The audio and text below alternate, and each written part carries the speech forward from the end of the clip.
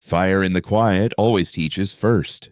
I stood beneath the bridge canopy while the ultimatum clock bled red across the bulkhead. 18 minutes. 57 seconds. Praetor Vex's doctrine was simple enough to tattoo on a child comply within the window or lose everything inside it. Our convoy of hospital hulls and grain carriers drifted behind our screen like lambs in an ion storm, transponders low, drives cool, prayers hot. The Valiant's deck hummed in my boots, steady as my pulse was not. I raised 2 fingers to the hollow, and it split our battle space into honest geometry. Vectors, volt budgets, heat maps blooming like bruises. Signals, I said, confirm the broadcast packet.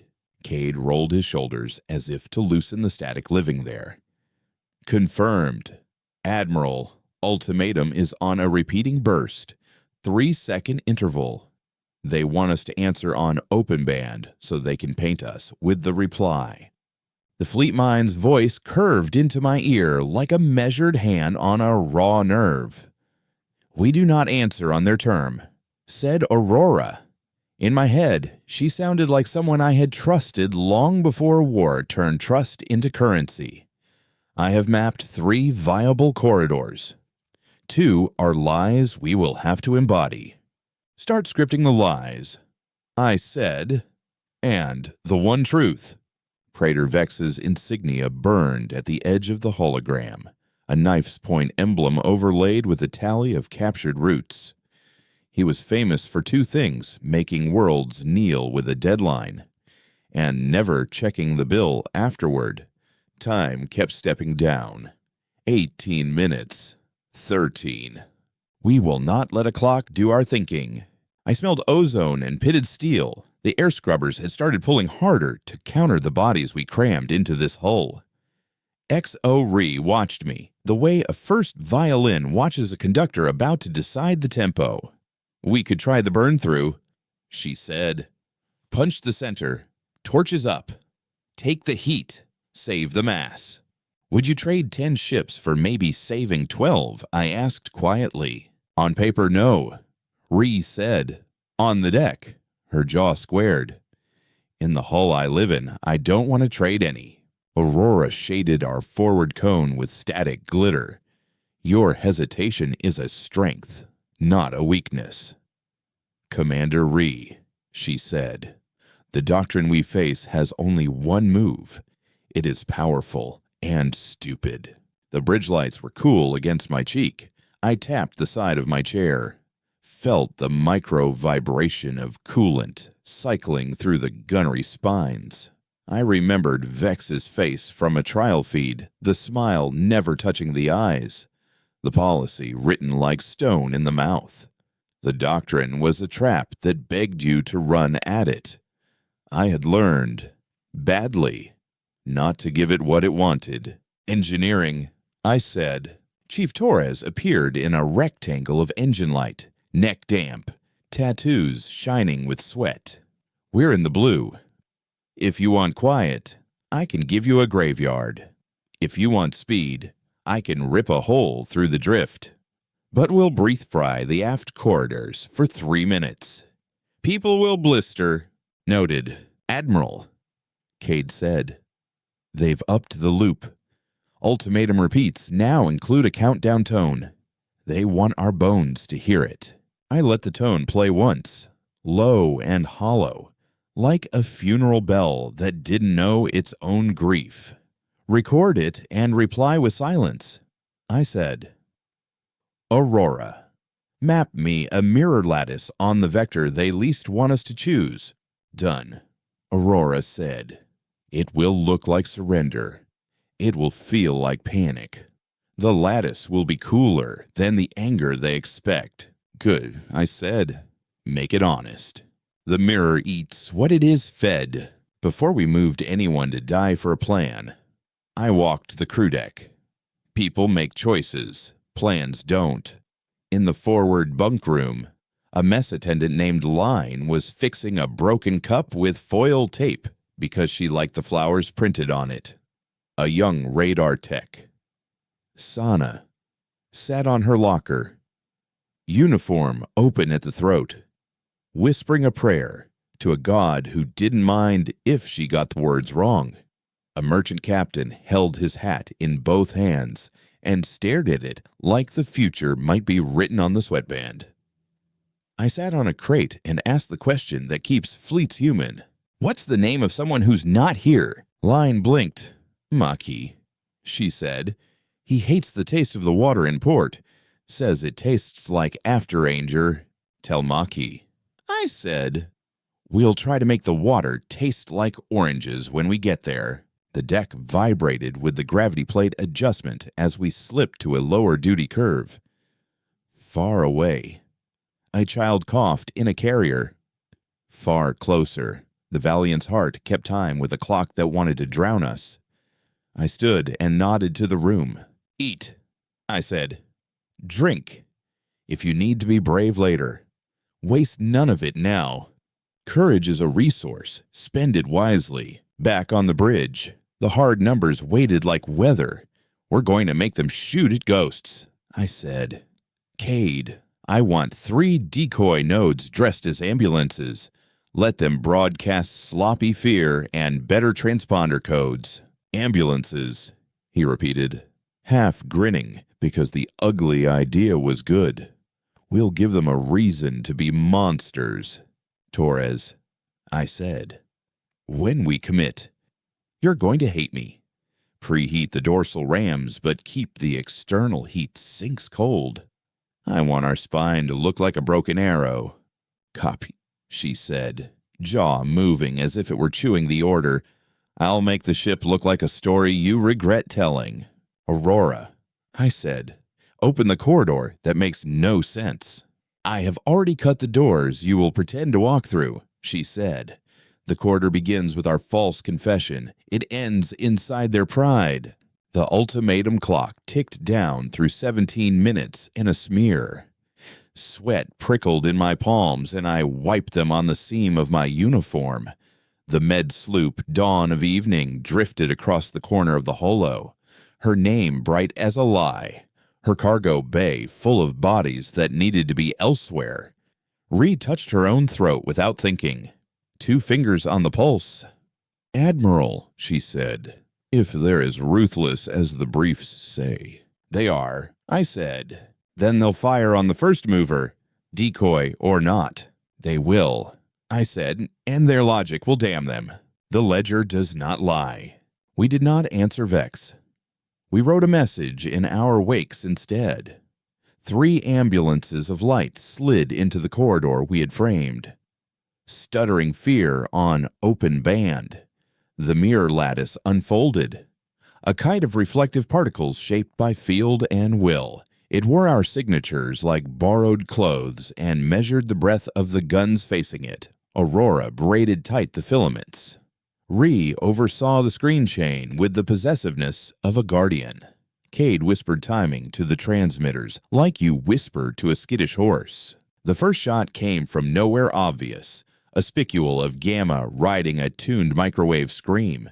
It went for the loudest fear first, the middle ambulance, and split the decoy's packet like a fruit. The second shot walked after its brother. The third was already midair by the time we saw the launch. The mirror lattice accepted the heat with the indifference of a rule inscribed long before any of us were born. It bent the first lance into a tight arc and stapled it back into the origin cone. The return hit a shield we had not yet measured, which sang like glass under a winter foot. Reflection ratio, I asked. 21%, Aurora said. They will not like that. The cost returns home eventually. The enemy fired again, this time washing the corridor with a broader burst. Ugly and effective. Our lattice took it, chewed it, spat splinters back into their flank. One of their picket holes dimmed on the board like a bulb losing patience. Cade hissed between his teeth. They are marking our mirror, Aurora said. They will try to modulate away from themselves. They only know the one move, I said. They will get louder. Admiral, Torres said. Heat is building in the aft channels. I'm bleeding into the emergency tanks, but we're sweating back here. Log it, I said. Crew safety priority 1 below hull integrity. No heroics in corridors. Copy. And I hate this. But I love that I hate it. Ree slid a slate my way. 2 of their destroyers are moving to flank. They want to cut the convoy's escape with a pincer. Send the convoy 90 seconds of burn, I said. Nothing more. Tell them to drift like litter afterward. Our lattice will fake their accelerations for 3 minutes. Convoy, 90 seconds of life. Ree said into a throat mic. Spend it now. Hold what must be held. Vex finally spoke to us with a voice, and not a timer. Fleet Valiant, he said. As if we had already agreed that was our name, and not merely the hull we stood inside. You are playing in a corridor that is not yours. Return to compliance. The humanitarian vessels will be spared once you make proper obeisance. His image cut through the signal snow immaculate, pallid, a theater mask with a doctrine sewn on. I let the room hear him. We tasted the tin of his confidence like the taste of a coin you put on your tongue to measure whether you could afford a lie. Ree stood closer to me than before. He wants you to counter with outrage. Script wants heart, not proof. He gets neither, I said. He gets math. Admiral, Cade said. They're locking us as an emitter. If we talk, we give them our skin temperature. Then we will let silence be rude again. Silence is a weapon if you aim it. Admiral, Aurora said softly in my ear alone. A whisper inside a hurricane. I have found the throat of their doctrine. Show me. On the hollow, the enemy's open corridor narrowed to a knife edge. Their guns sat at an angle that made sense only if you expected the target to run into a wall and beg for a door. Their shields were tuned to reject what came from far and yield to what came from near because their doctrine never imagined a reflection. You do not point the blade at yourself when you trust the mirror to flatter. We are going to walk, I said. Walk, Ree asked. We will make a procession, I said. Dawn of evening at the head. Our escorts flanking. We will carry our wounded past their doctrine and ask the one question it cannot answer. Ree's face did something raw and human. That's insane, I offered. Yes, courage is a resource. We cannot hoard it forever. Then give me the line, she said. Voice settling. Let me carry it. You'll have it. I set my palm on the rail. The metal was cool. Somewhere beneath us. Torches breathed, and the coolant hissed through channels that glowed faintly with the heat of our intent. I could feel Vex waiting to harvest our fear, the way a winter waits to catch your breath and hold it still. Torres, prepare for shallow burn parade. Deck temps will rise by 4 degrees shipwide. Put ice in the drinking lines. I'll put snow in your coffee if you get us killed with style, she muttered. Understood. Cade fed the decoy ambulances a new script, one that sounded like grief becoming ceremony. The convoy formed in slow arcs, our mirrored lattice folding around them like glass blown into a vase by a patient lung. The enemy watched with the half-scorn of a doctrine expecting its prophecy to fulfill itself.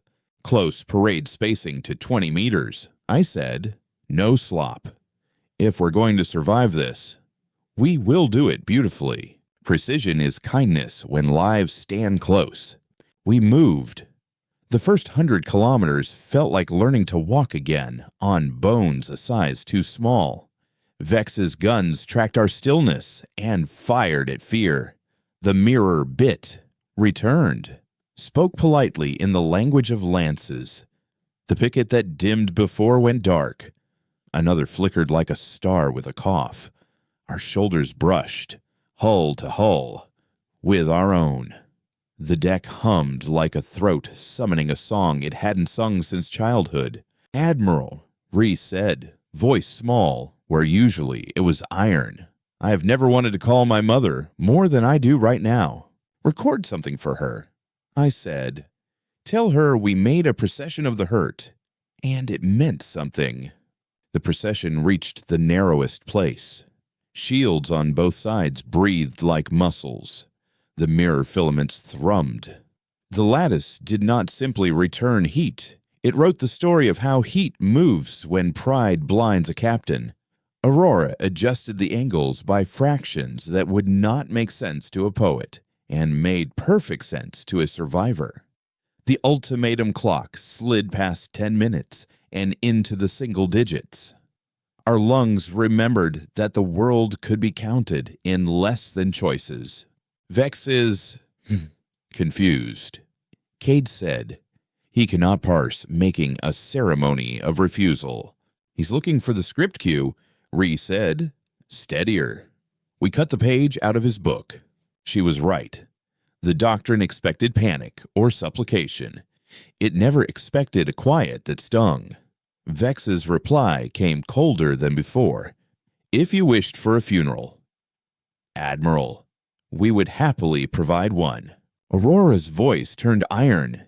He believes mercy is a loan he offers when behavior pleases him. And debts are leverage. I said, "We don't owe him our begging." Debts paid by dignity never accrue interest. Halfway through the choke, they tried something new. A saturation spray designed to overload our field shapers. It wasn't smart, but it was thorough. The mirror lattice trembled with it. 1,000 micro-shocks traveling in the filaments like swallows startled from a wire.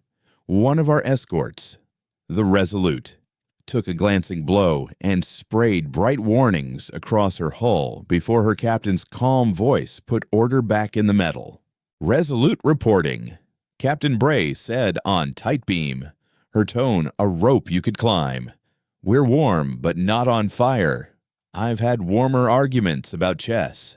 "Good," I said. "Save the bravado for someone who needs it." "We do," she said gently. "We do." The spray had a cadence. Aurora found the beat. "If we phase the lattice by 7 milliseconds at each pulse," she said, "we can teach their spray to love itself." "Do it," I said. She did. And a portion of the nebulized energy curled, lost interest in us, and returned like weather to the emitters that birthed it. The enemy's flank flickered, not ruin, not even pain by their measure, but a lesson in where shots go when pride thinks physics kneels with crowns. "Reckon what you force others to be." Heat crept up the rails. My collar clung at my neck. The taste of copper threaded the air, a tiny leak in a tiny pipe that no one had time to fix. Torres's voice came with the solidity of a bulkhead. "Admiral, I'm throwing us onto the secondary heat reservoir. If we stay pretty much exactly as foolish for 3 more minutes, we'll be fine. If foolishness escalates, I'll start screaming and you can decide whether to feel guilty." "Understood. Scream early." "Already practicing." "Admiral," Cade said, "they're broadcasting to their own fleet. Wideband. That's odd."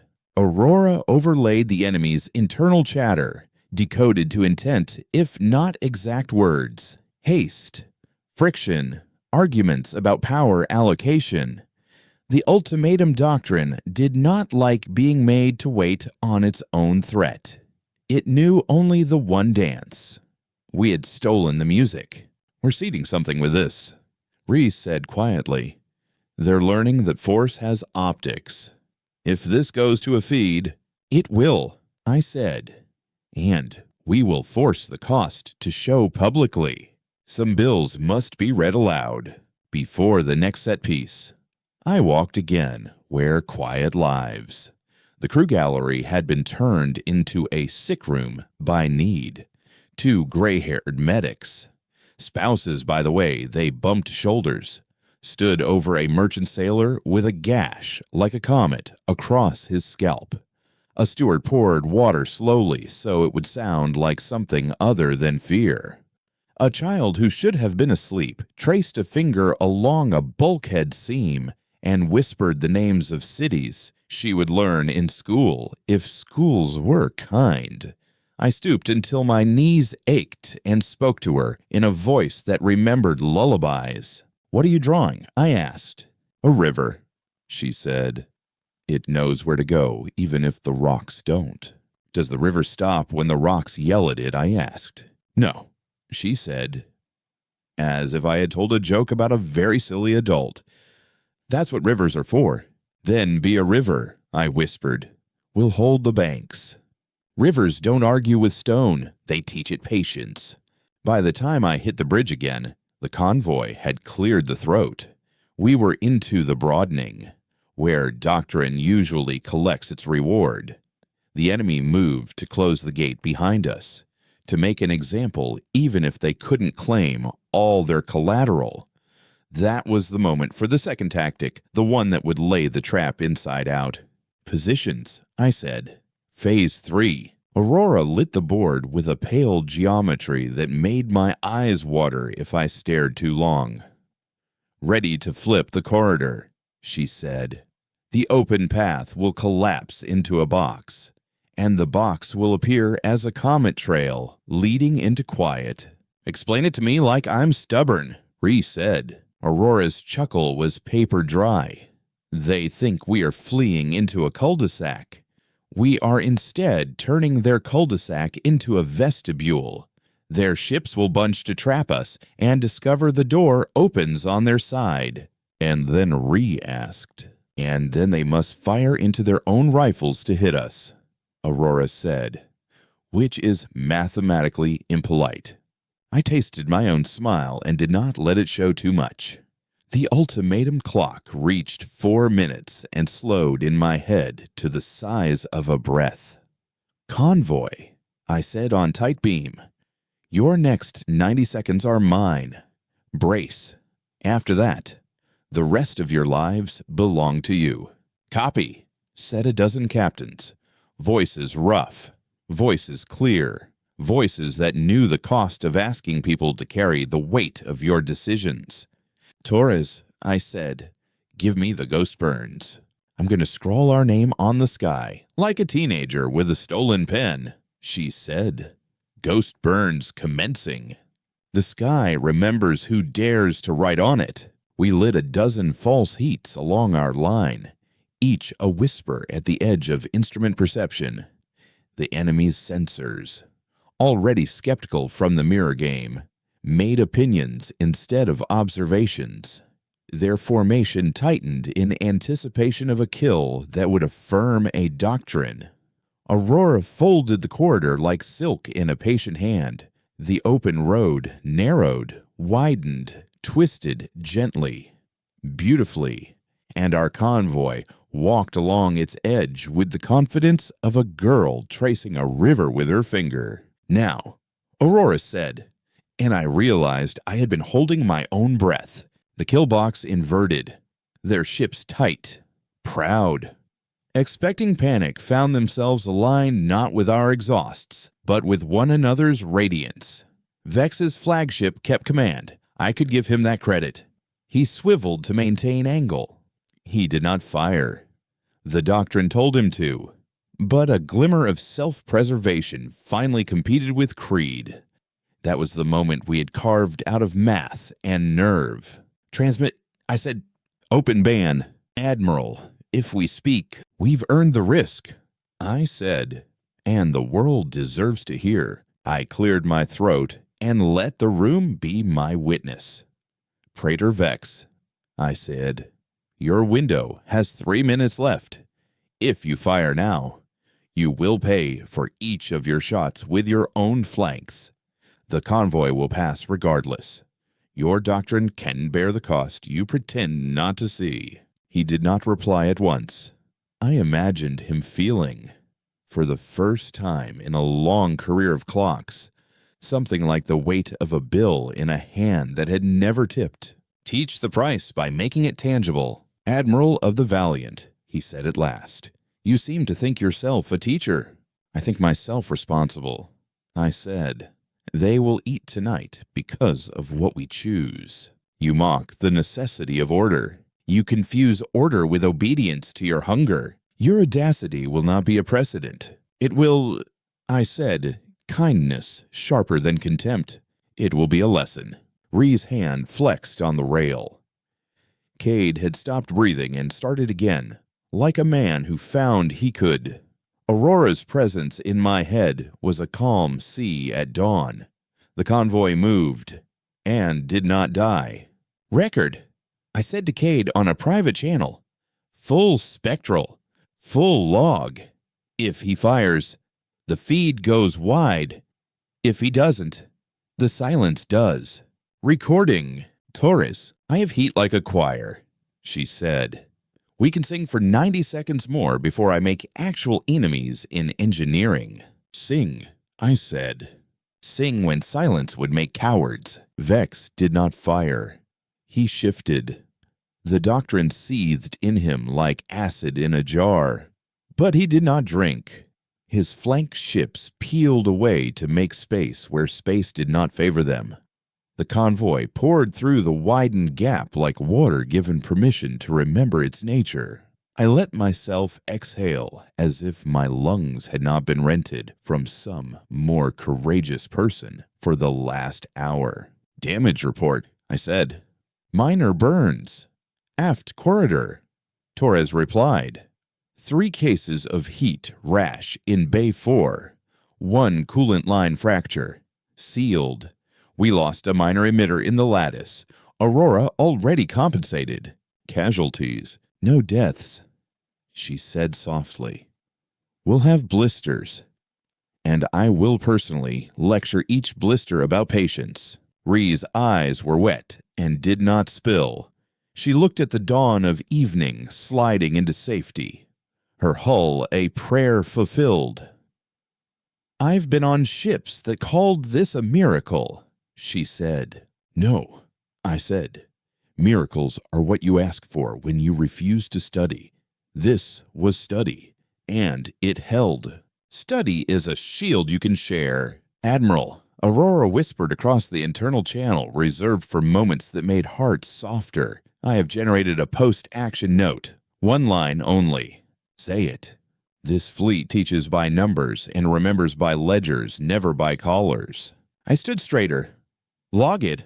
I said, permanent. We were not done. Vex would not send us flowers. The doctrine hates surviving examples more than dead defiance. The second escalation arrived in the shape of a system-scale field shift. The enemy lit a beacon in the polar magnetosphere and tried to throw a sheet over the battlefield, dimming our senses and brightening their angles. If it settled, they could reframe the narrative and claim mercy by misdirection. Aurora, I said, they want a fog. Then we require a lighthouse, she replied. Tighten the screen, I said. I want our escorts in a triangle around the dawn of evening and the grainers. Cade, prep the civic feed. If they try to rewrite, we will broadcast the original draft. Broadcast to whom Cade asked. Everyone, I said, especially those who do not trust us. Truth doesn't fear audience. The polar fog started falling. Sensors filled with snow. The deck hissed as moisture hit hot plates and became a smell of hot iron and clean rain. I tasted it and thought of a small kitchen where my mother boiled water because ceremony made it safe to drink. Aurora cut through the interference by throwing our own emissions into sharper shapes. Instead of broadcasting heat like a blanket, she laced it into narrow beams that carved corridors of clarity. It didn't look like an answer to a doctrine. It looked like mercy rendered technical. Admiral, Cade said, feed is live to 3 sectors and 7 civilian relays. We are popular. Don't say beloved while we're still in range. Ree grunted and her dry humor steadied me more than any prayer. We formed our triangle and moved like a creature with new bones. Vex's ships tried to close, and found their angles mattered less than their willingness to be seen. Under Aurora's shaping, our lighthouse wasn't bright. It was exact. The fog could not lie where there was a line drawn in honest light. We did not fire. We sent only enough to remind their shields of the conversation we had started earlier. Praetor, I said on open band, we will not pursue you. We will not gloat, but I will leave the feed open until our civilians are clear. If you are wise, you will mute your doctrine and save your crews from a lesson they will survive to resent you for. You dare, he said. I dare to choose the cost I can live with. I said, I dare to set precedent. Choose your cost before your enemy chooses it for you. He cut the line. The fog lifted in tatters. We had not broken him. We had made him look at himself with a mirror he had not asked for. Sometimes that is enough. Sometimes it is the first crack in a crown. Before the third escalation, and there would be one. Because no doctrine with a deadline ends content, the civilians who had watched our procession began to talk back. Merchant captains called our names with the shaky passwords of gratitude. Children in carrier holds beat spoons against storage lockers and declared, in those universal shrieks that become anthems, that they would be pirates of kindness when they grew up. A medic with blood on her sleeve asked whether there would be oranges in port. Yes, I said into a channel meant for war. Yes, there will be oranges. Oranges are a strategy. 2. Admiral, Rhys said, turning back to deadly business because love is easier when the work is done. Their reserve group is burning hard. They will try to force a ramming lane to clip our rearward most hulls. We're going to show them what an inside-out killbox really looks like. I said, Aurora, begin the lattice rephase. Cade, seed the corridor with ghost debris. We still have those old maintenance drones, Cade asked. We have everything that tried to retire and couldn't afford to. I said, give them one last union job. The drones flickered into duty like men and women answering to names no one had spoken since peacetime. They carried foil mirrors and heat cartridges on spindly arms. Their task was simple and terrible to look like the wrong things at the right time. The reserve group swallowed the bait like hunger swallowing pride. They accelerated into a space we had reshaped to look like permission. Torres, I said, already hating you. She replied, because the lateral coils are going to sing and then complain in a very specific way.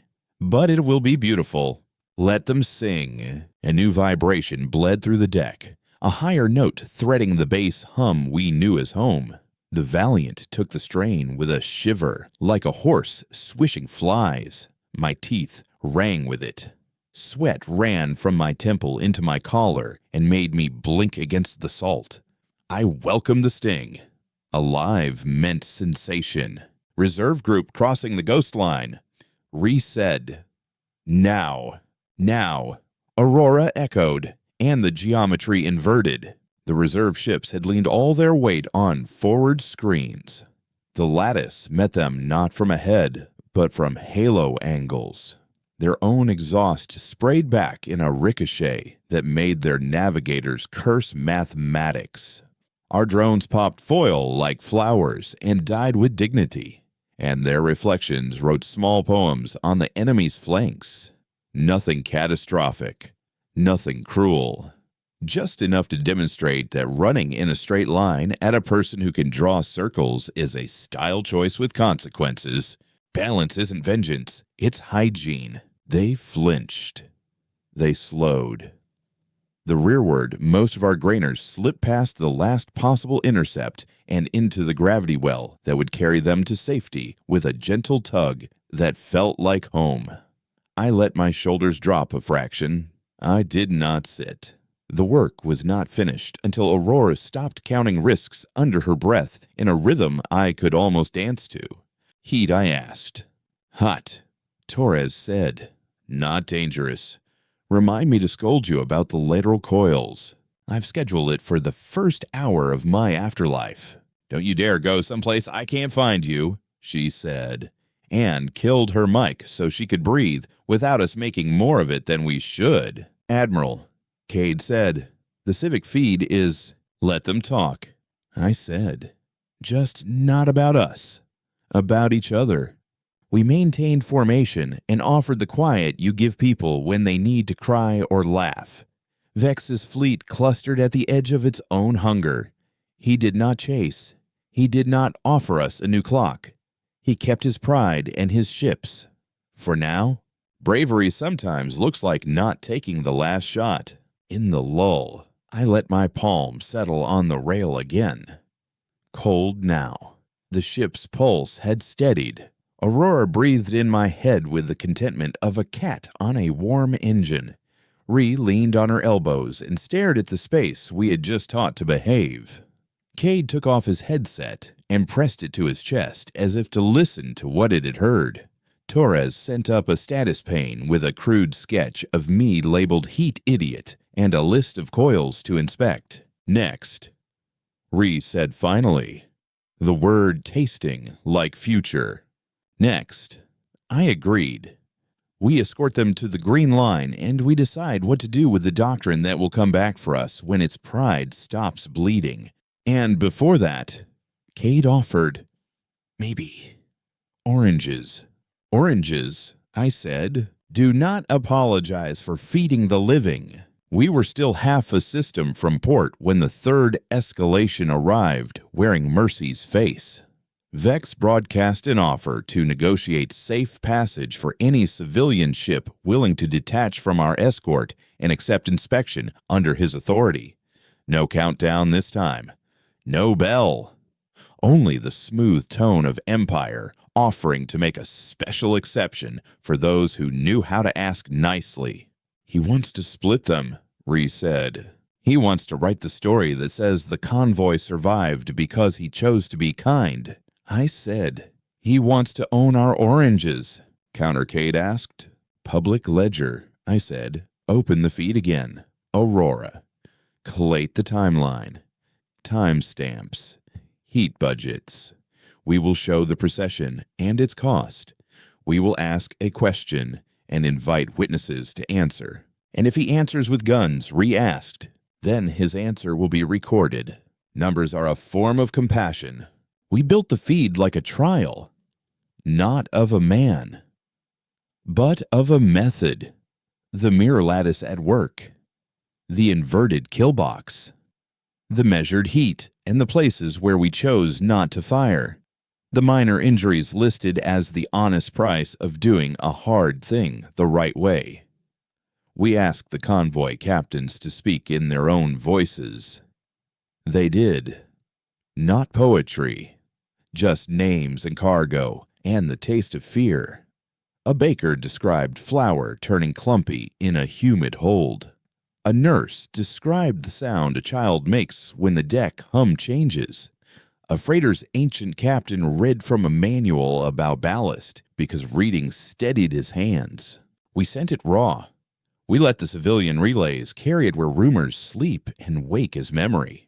Vex's offer to negotiate sat beside it like a dog with clean teeth beside a butchered lamb. He could not pretend not to see the juxtaposition. The doctrine had been forced to witness itself. He cut his feed a final time. He did not try to peel ships from our flank with promises again. He did not swear vengeance.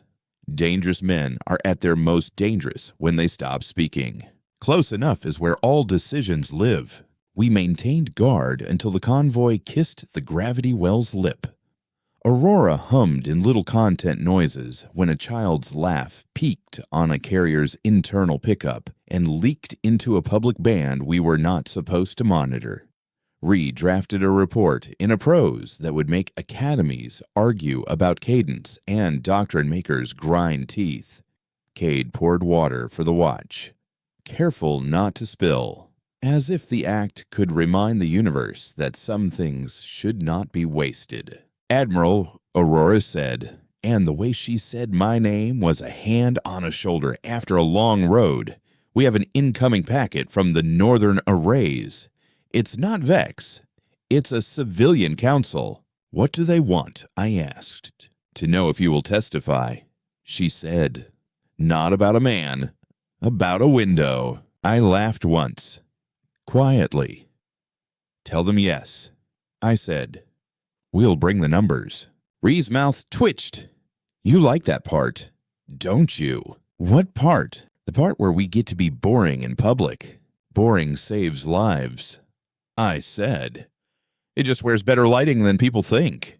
Beauty is a form of survival. Behind us, in the long wake, the doctrine had not died. It had paused. We had bought time, not peace. We had written one line in a ledger others would choose to read or ignore. The convoy moved into the well like a prayer falling into a pocket. The Valiant's deck, under my boots, felt like a promise rust and gravity couldn't break. Set course to ride the well with them, I said. Maintain outer screen. No heroics. No heroics, re-echoed. And the way she said it made it sound like a vow we would keep until it killed us.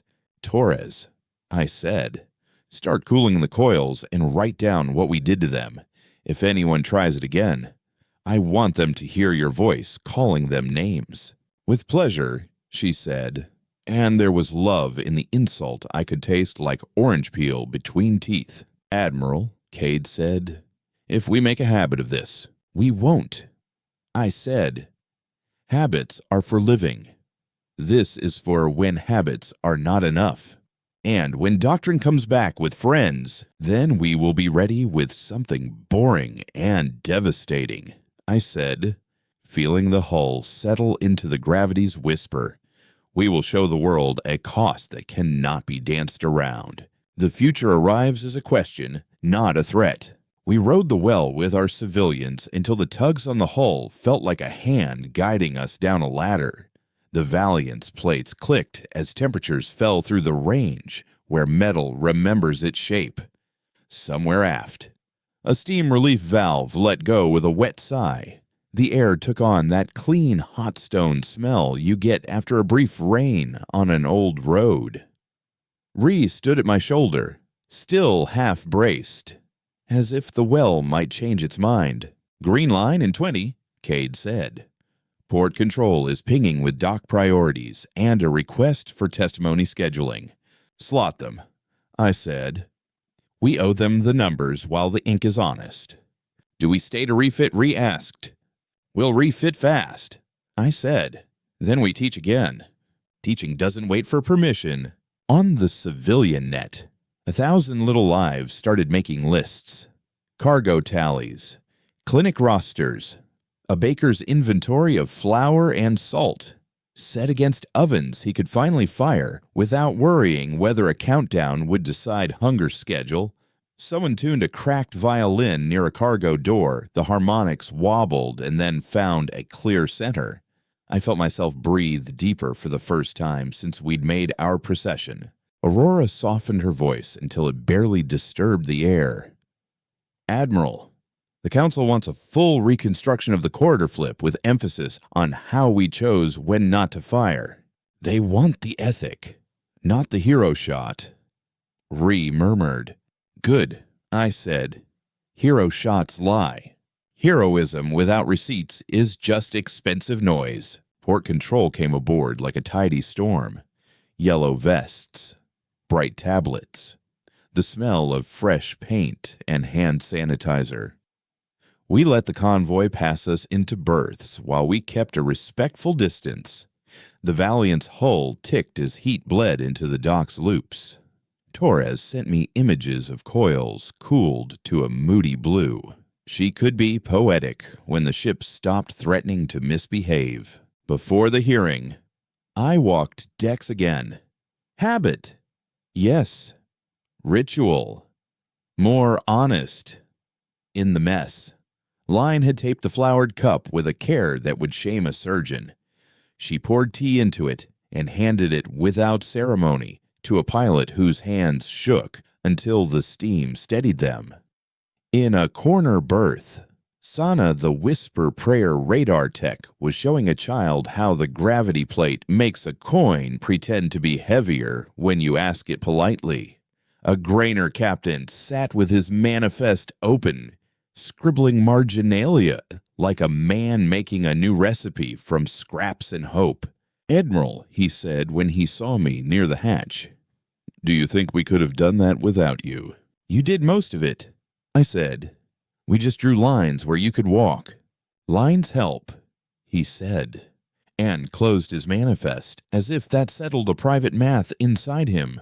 "Draw lines that people can trust, and they'll cross hell." The public inquiry sat in a room that smelled of lacquered wood and the old dust of civic pride. Lights were too bright for comfort and just bright enough for honesty. We stood not at a defendant's dock, and not in the glory spot at a table with mics that made every breath sound like a decision. The council members shifted papers and tried not to look like the children of a world that had learned fear comes with chimes. "Admiral Mara," said the chair. A woman with silver hair pulled back in a clean line. "This isn't a tribunal. It's a record. Records keep us from telling flattering stories." I said. "We want the numbers," she said, "and the choices between them." "We brought both." I said, "We'll leave both here. Leave proof where it can't be massaged." Cade projected the reconstruction blue-white threads for the mirror lattice, green for convoy paths, red for the places heat went because pride made physics its accomplice. We logged every time we could have fired and didn't. We logged every degree of heat that blistered a corridor where people still had to walk and work. We logged the moment when Vex chose not to kill because he finally saw himself on the wrong side of a return. The chair nodded slowly. "And your intention," she said, "to make him choose between doctrine and survival in a way that left both our civilians and his crews alive." I said, "And the cost, blister Tsair." I said, "A cracked coolant line, 3 panic episodes, 22 minor burns, drones we will name when we read the roll for maintenance." I paused, and the memory of holding our breath while we refused the easy courage of overkill. Why broadcast? Asked a counselor with a reedy voice. Eyes bright with suspicion that's more love than mistrust. Why expose him in the moment? Because the ultimatum doctrine's power is performative, I said. If it cannot perform in front of its own audience, it begins to starve. Starve the spectacle, feed the facts. They voted to append our record to a public ledger. Our feed became a layer under everything else civic allocations, market prices, death notices, birth announcements. Someone would scroll past and stumble on our procession, like you stumble on a family photo where a stranger's face changes how you remember your own day. The chair wrote a short preface that did not make us saints. I liked her for that. We were halfway back to the Valiant when a dock siren muttered to life. Low and regretful. Ree's hand found the nearest rail without thought. Cade's eyes flashed once with a reflexive calculation. The siren cut, then returned with a more urgent pitch. Aurora spoke before my mouth could shape the question. Admiral, the northern magnetosphere array is showing unauthorized power draws. Pattern matches a remote ignition of the fog sheet generators. Vex, I asked. Unclear, Aurora said. But the signature smells like him. This close to Port Reese said, disbelieving only because belief would require a new set of immediate choices. Yes, I said, because doctrine hates being recorded more than it fears a doc's anger. Move when the pattern repeats, near things you love. We ran the last 10 meters to the gangway, because walking would be theater. The deck met my boots like a promise.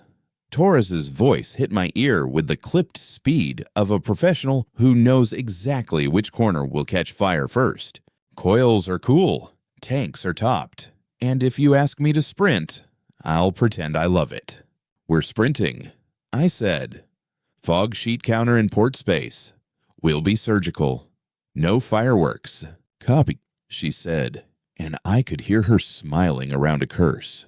We launched on thrusters that felt like a cat leaving a warm windowsill to do something important. The port's bulk turned below us.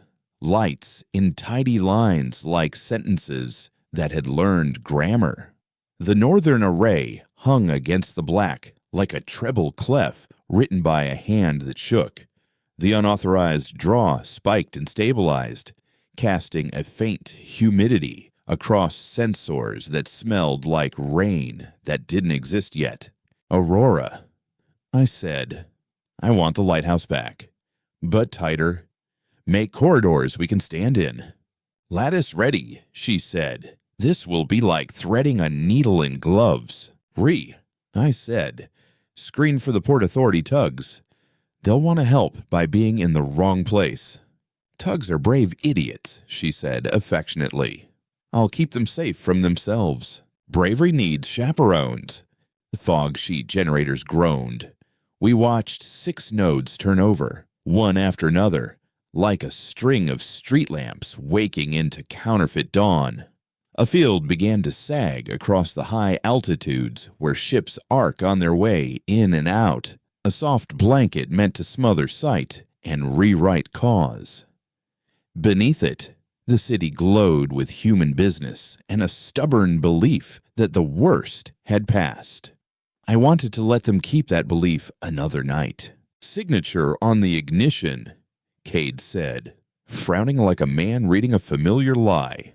It's masked, but the modulation has that same sloppy confidence. Doctrine, Rhys said, but didn't make it a curse.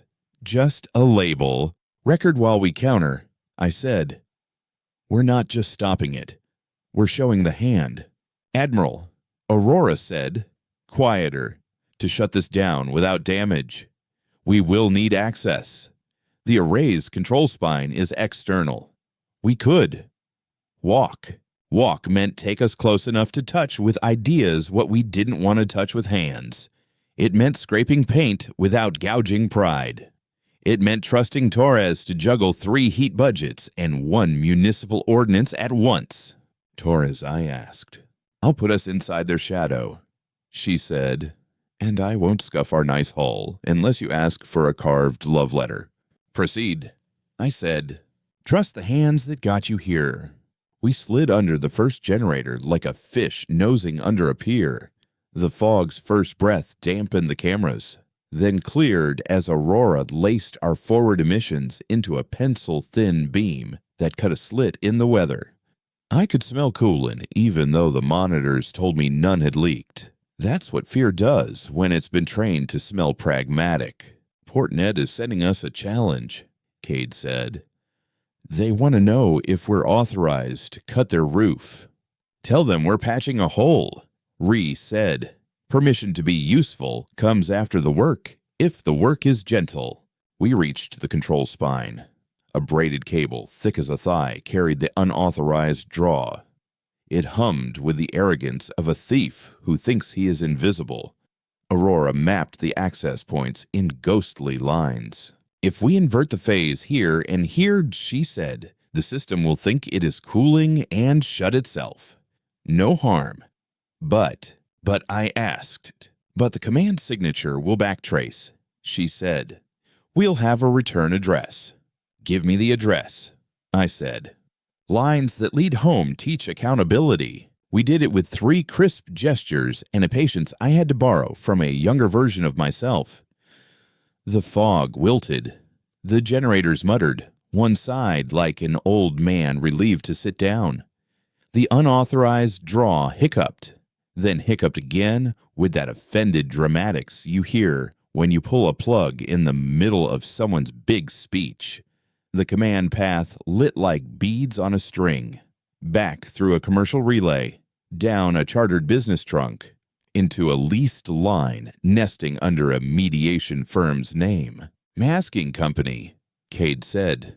Predictable. Inside the port, Ree asked. Just outside the charter district, Aurora said. On the river road, humidity readings say their air conditioning is mediocre. Let's knock, I said. Cade blinked. You want to go personally? Not to break, I said. To invite. Invitations can be sharper than warrants. We took a cutter with 2 tugs as chaperones because even brave idiots get to be useful. The river smelled like algae and hot iron, old ships and newer money. The charter district's glass had that spotless shine that makes you want to leave fingerprints out of spite. The mediation firm's lobby had fake bamboo, tasteful abstract prints, and a receptionist who tried too hard not to look at our jackets. Appointment, she asked, professional to the bone. Yes, I said, with the person running your leased line to the magnetosphere. She flinched just enough to confirm everything we suspected. An inner office door opened. A man who looked like a borrowed face, a little too symmetrical where life usually adds asymmetries, smiled without liking us, and gestured like a maitre d'. This way, he said. His office was cool and smelled faintly of citrus cleaner and expensive sameness. A server rack hummed behind a frosted panel like a confession behind a polite screen. I let the silence stand until it annoyed him. You don't have jurisdiction, he said finally. We brought receipts, I said, and watched his eyes flick toward the panel. Whatever that is, he began. And Ree smiled in the way that makes knives seem redundant. Stop, she said. You can grieve later about how clever you thought you were. Right now, you're going to choose who you fear more, the doctrine paying your invoices, or the public ledger that will teach your grandchildren to change their names when they hear yours. You don't need a sword if the room has windows. He sagged. Not theatrically. Just like a man who found gravity again after years in chairlift ethics. He pointed at the panel. Master switch is on the right, he said. You won't be able to tie it directly to the source. They used us as a sleeve. We already have the signature, Aurora whispered in my ear. He doesn't know we cut the fog kindly. Who hired you? I asked, still watching his eyes.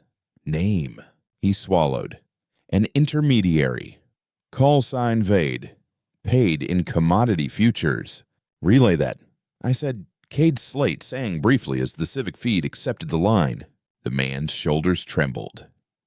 Am I going to jail? You're going to write an affidavit, I said. Then you're going to spend a year auditing port safety forms for free and letting mothers yell at you. Jail would be too easy. You need to sit with the noise. Some repairs require listening, not locks. Back aboard. Torres had a surprise ready. A hairline crack in a tertiary coolant manifold had opened into a measurable leak under the fog counter's stress. She had boxed it, welded it, and left the welds unpolished so the manifold would remember it had been weak and choose not to be again. 3 engineers had minor heat burns. One had peeled skin from a wrist where a glove cuff rode up. She sent pictures. Blisters. Irritated red like stubborn truth. She'd make them keep the photos as reminders. I signed the log and felt the fatigue come through my knees like a negotiation. Aurora dimmed the bridge lights by a notch. Ree pressed a cold cup to the inside of her elbow and hissed happily. Now, the ripple, Cade said, even as he sagged into the chair that had learned the shape of his urgency. Vex isn't going to accept this. He'll escalate in a way that looks like de-escalation. Sanctions, sorry guest, he'll blockade the truth, cut channels, make ports choose between trade and testimony. And He'll issue a new window with softer edges. I said, make it feel reasonable to comply. Counter Cade asked, ledger and mirror. I said, we show the cost of silence and offer a credit for speaking. Credit re-asked, skeptical but not dismissive. Insurance pool. I said, ports that broadcast the doctrine's cost get priority convoy escorts and fuel vouchers. Funded by a civil tithe, will collect from the excess profits on safe routes. Aurora purred like a pleased cat in a sunbeam. Mercy with teeth, she said. I like when your math bites. Mercy that can't bite is just hoping. We put it to the council within a day, a treaty not against a nation, but against a tactic. Ports could opt into the Public Cost Convention by agreeing to publish any ultimatum feeds unedited and to log every refusal and its price. In return, fleets like ours would bind ourselves to prioritize their escorts and to publish how we had chosen not to fire. Numbers both ways. Skin in the book. The vote took 6 hours, 2 breaks, and a dozen speeches that will mean more to the speakers than to history. It passed by a margin that taught me the world was not yet tired of its spine. The convention hit the ledger as a simple stanza. Any port that makes harm public shall be guarded in proportion to its honesty. Any force that hides cost shall be denied corridor priority. We signed. We saluted nothing but the idea. We ate oranges in the mess. Sticky juice on fingers that had gripped rails and throttles and mics. Line's taped cup held tea and a slice of peel like a tiny sun. Sana laughed at something only she could hear through a headset looped around her neck. The ship smelled for a little while like kitchens, not corridors. Eat with the people you save. 3 weeks later, Doctrine returned in grown-up clothes, not Vex himself. A niece of his creed, Quester Hale. She opened a route to a mining moon with a velvet clock, full of extensions and understanding. She published a list of safe behaviors if you didn't want your cargo impounded for safety verification. It looked almost reasonable if you blurred your eyes and softened your ethics. Trap, Ree said. More like a bribe, Cade said. With legalese. We'll spring it, I said, without tripping it. The plan grew from the convention. Hale had carved her corridor through 3 relay hubs that were now bound to the ledger. We would convoy a mixed fleet miners, medships, a handful of stubborn free traders straight through her window. We would not break her blockade. We would force it to adopt us, and we would make it expensive to pretend to be the adult in the room. Mirror Lattice re-asked. Not this time, I said. Different lesson. They expect reflections. We'll give them echoes. Echoes, Cade said. Every scan they send. I said. We'll answer with a slightly noisier version of themselves. A split second later, their instruments will fill with their own voice at a volume that trips their compliance thresholds. Aurora laughed without sound in the shared channel we used when we didn't want the room to hear us being proud. You are going to teach them to fear their own checklists. Torres, I said. This will require tickling our radiators at their operational minimums. We'll flirt with ice. I hate flirting with ice, she said cheerfully. Pick a dress. I'll do your hair. Flirt with danger. Marry discipline. At the first relay, Hale's ships scanned like auditors smelling entertaining receipts. We echoed back compliance noise. Their panels, like ours, have little colors that change to say whether you're naughty. We made all their colors consider therapy. They pulled back to recalibrate. A tug tried to insert itself sideways with a field antenna. Ree fed it a course correction that felt like a compliment. We passed. Civilian vignette rule. Always before the second set. I went down to Bay 4. A group of miners were playing a game with washers and chalk circles. Bets were 3 peanuts and one story about a time a machine did an impression of a god. A medtech was teaching a freighter cook how to tape a wrist properly for torque. A kid in a patch jacket had drawn a star on her sleeve with charcoal. I pointed at it. "What's that one called?" I asked. "Engine house," she said. "Because it keeps the sky working." "Keep it lit," I said. "Okay," she said, seriously, as if someone had just handed her an extra job and a better name. Names turn maintenance into meaning. At the second relay, Hale got clever. She put a compliance drone inside our formation. It looked like a metallic gull with too much homework. It sang a note that tried to harmonize with our lattice's hum. Aurora sang back, just a little off, and taught the drone to follow a path that led it into a pocket of stale charge. It got sleepy. It napped against the underside of a hauler and forgot to be menacing. We logged its serial and sent it home with a warning. This unit attempted to self-harm by seeking redundant confirmation. The feed loved that line more than it should have. At the third relay, Hale took off the gloves. She opened the velvet clock and found a stone underneath. Convoy.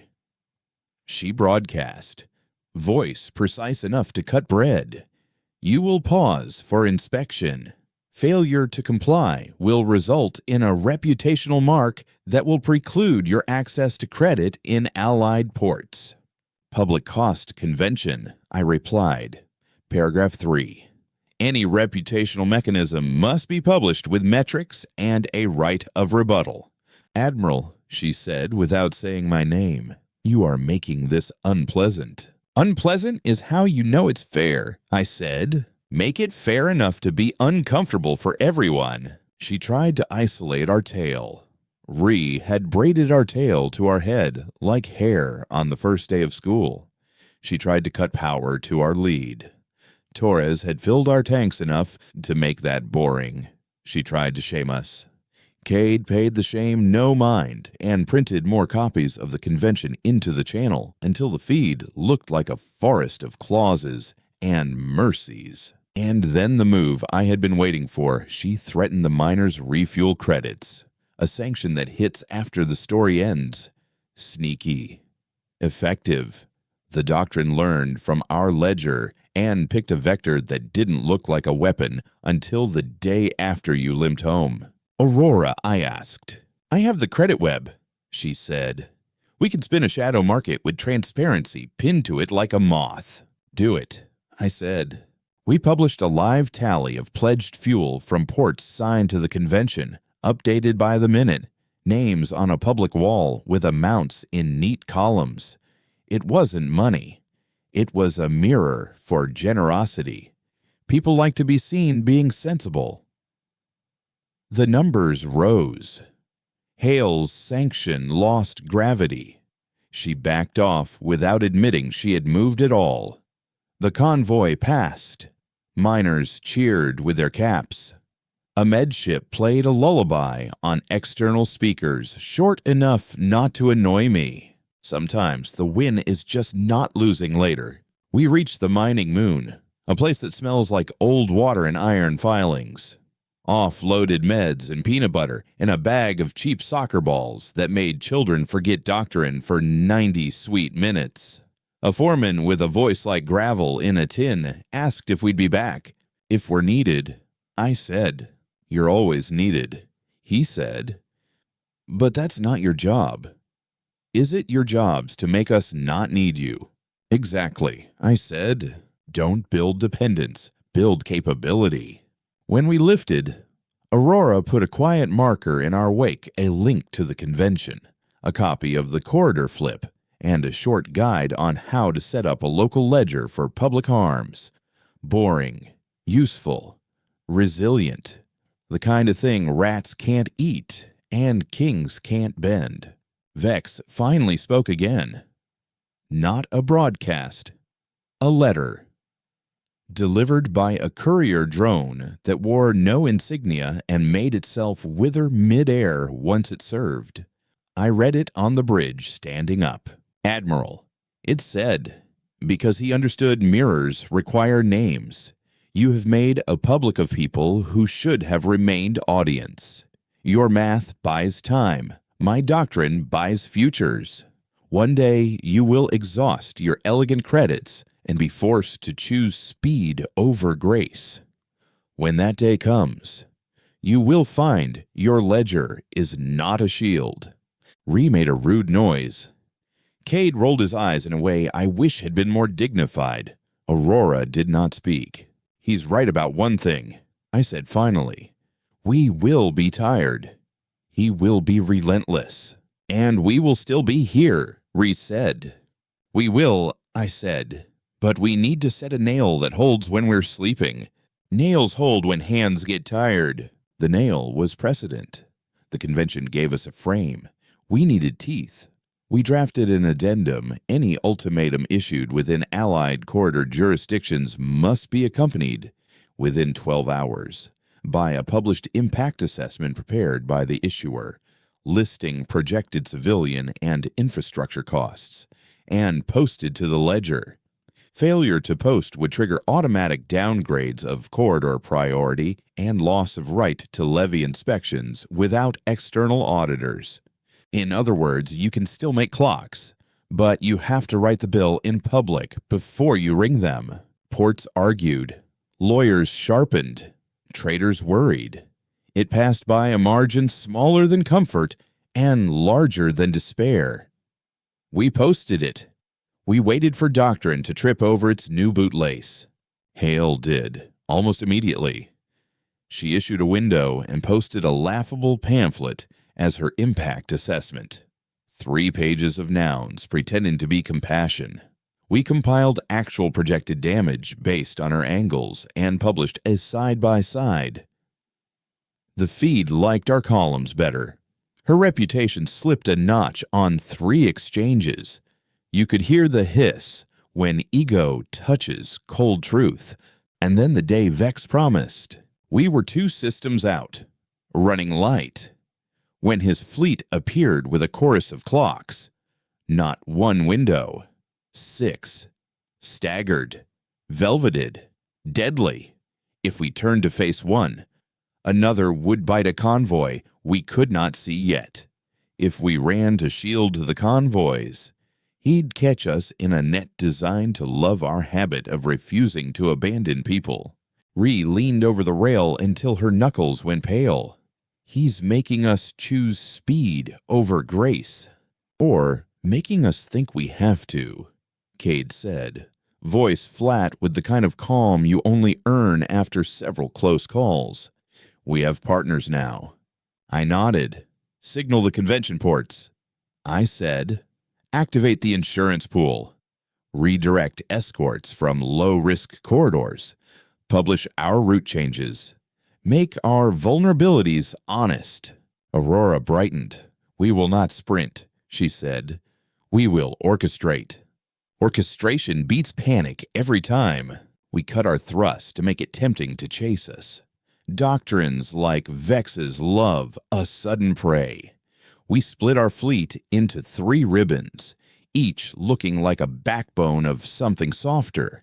We sent decoy manifests and real ones chained together with truth you wouldn't bother to hide.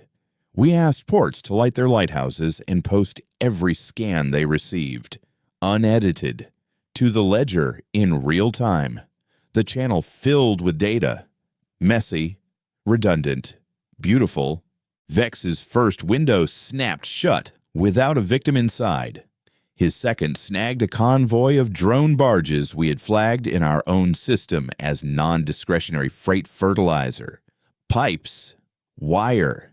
His doctrine doesn't understand non-glory cargo. He let it pass because seizing it would look small. The third window bloomed near a belt mining cluster that had not yet signed the convention. We burned there, slow and deliberate, making our approach a litany instead of a scramble. Civilian vignette, a belt miner's calloused hand on a comm panel. Voice rough with dust, asking, "Do we sign? Does it help a school director on the cluster? Hair pulled back with string." Saying, "I can't promise miracles, but we can promise to tell the truth." A kid in a jump harness doing a handstand because gravity was cheap that day, and laughter even cheaper. We sent them the link. They clicked. The ledger caught their pledge.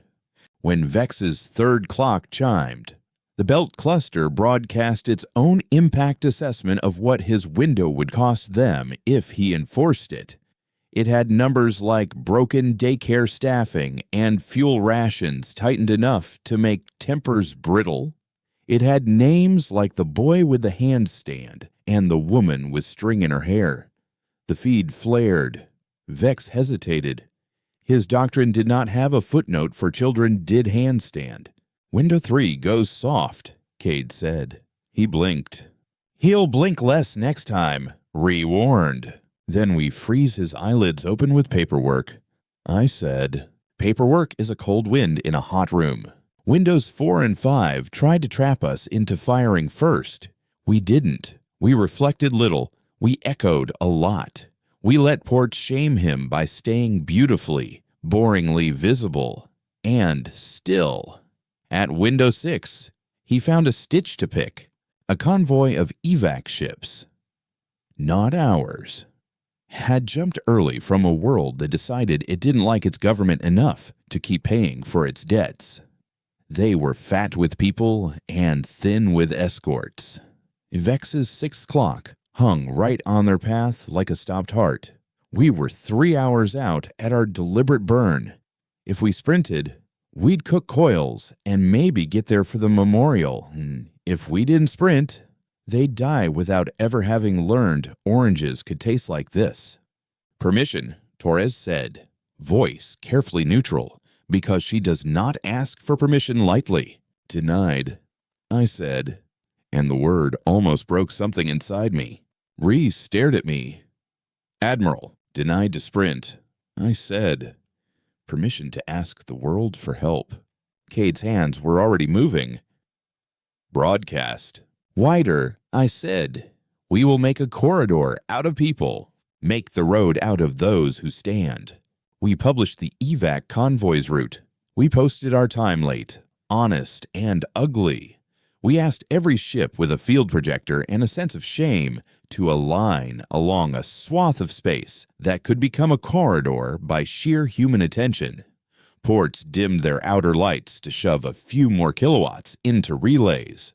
Miners dumped charge from store capacitors, painting faint trails. A yacht club with more money than sense got itself useful for the first time in its history and laced its pleasure holes into a glittering fence. Aurora could hardly keep the smile out of her voice. "I can turn this into a line," she said. "Not pretty? Effective. Do it," I said. We did not flip a kill box. We braided a lifeline. The evac convoy hit the fringe of the crowd-sourced corridor and felt the universe tilt politely toward safety. Vex's window bitted empty space and snapped on its own tail, the way traps do when prey refuses to read the stage directions. We paid for it. Our coils ran hot again as we kept the line stable. 2 of the yacht club's pretty boats vented plating into fragranced vacuum and learned the smell of humility. A miner's rig fried a regulator and lit a tiny fire they put out with the lid from a stew pot. The evac convoy sang a hymn in 6 keys and 2 languages, and one nonsense hum that I think was just relief that didn't yet know its melody. Balance the account with gratitude, not gloating. Afterward, Vex didn't send a letter. He sent a bill, a legal document so prim it could have worn pearls. It itemized the interference we had engineered and demanded reparations for narrative theft. I read it twice and laughed until my eyes watered. "Shall we frame it?" Ree asked. "We'll file it," I said, "under precedents we like." We filed other forms too, boring ones with pretty consequences. The convention's oversight committee adopted a resolution by a wide margin. The practice of ultimatum windows, as employed to constrain civilian movement, is hereby classified as a reputational hazard. Ports adopting such windows without publishing impact assessments shall be listed as high risk and denied priority in interport scheduling. That is not a law. It is better. It is how the world makes laws inevitable by living them first. We stood on the bridge after the last vote ticked into light. The ship hummed with a lazy contentment only a well-fed cat and a well-run engine know. The air smelled like lemons because Line had bullied the stewards into cutting Peel into the tea again. Torres sent up a maintenance slate with fewer insults than usual. Cade leaned back and let out a breath that took 6 weeks to leave. Precedent re-asked, because she likes words to be spoken out loud where they can do their work. Precedent. I said, not against him. Against the window. Doctrines don't die. Cade muttered. Not argumentative. Just true the way weather is true. They retire. I said. They get embarrassed into smaller rooms. Embarrass evil into tiny audiences. I asked Aurora for the lights down a notch. She obliged, and the bridge slipped into that soft twilight where screens feel like moons. We watched the public ledger update. Numbers ticking. Hubs signing. One port striking through its own old policy in red and writing. In clean black, superseded by convention impact rule. It looked like a person practicing better handwriting because a teacher finally made them proud of doing it right. I thought about Vex, about the letter, about clocks, about orders that hold because people's fear serves them as binding. I felt the ship under me, steady as a hand on a back at a door you're afraid to open. The deck smelled like warm dust and old rain. I'll say it, Ree said, nudging me with an elbow that could push a planet. We did good. We did necessary, I said, and let myself nod. I'll accept good if it keeps people from needing us. Don't you dare retire, Torres said over the intercom, because she listens even when she pretends not to. I just got these coils trained to your bad habits. Not retiring, I said, just making myself replaceable. Make yourself replaceable so the work isn't. The Valiant settled into a drift that felt like a held breath done right. The ledger pinged with one last update before the hour rolled over ultimatum windows requiring pre-action impact statements in all convention corridors as of this date. Verified by 5 ports, 2 fleets, and a public relay. Enforcement scheduling priority revoked for violators. A small line, a big nail. I stood at the rail and let the monologue come because stories need ends that don't pretend to be finales. We have always won by teaching first and fighting second. The enemy wrote a clock and expected our pulse to follow.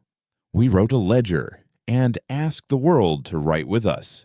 I do not believe in miracles. I believe in rooms where light is bright enough to make liars uncomfortable. When I am tired, I think about that procession through a throat of guns, about oranges in small cups, about children drawing stars called Engine House. If doctrine returns, and it will, I want the world to meet it with paperwork, with lighthouses, with a refusal to let clocks own their breath. We did not defeat a man. We embarrassed a method and made it expensive. That is enough for tonight. Blockade lights dimmed to port quiet. The public tally confirmed in clean digits. And the mirror rays cooled to pewter. Remember by numbers. Stand by each other. And close the window.